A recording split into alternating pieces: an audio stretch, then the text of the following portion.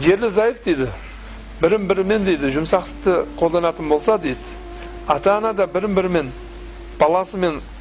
ата-ана баласымен жұмсақтықты қолданатын болса, бастықтар өзінің қол астындағылармен жұмсақтықты қолданатын болса, мұғалімдер өзінің қол астындағы оқушылармен жұмсақтықты қолданатын болса, онда біздер көріп жатқан көп проблемалар кетіп қалады дейді.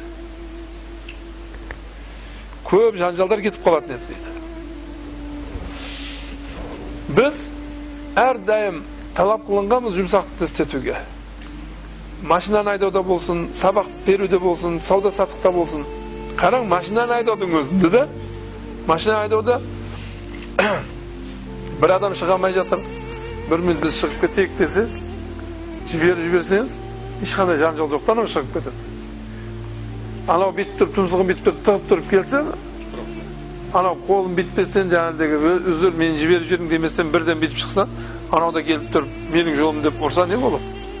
Екі машина соғысады, жанжал болады. Сабақ беруде де сол дейді. Сабақ беруде шәкіртті езе берсең, ол шәкірт қайсарланып, сабағын оқымай қояды. Сол сияқты сауда-саттықта жұмсақтықта көп нәрсе бар да.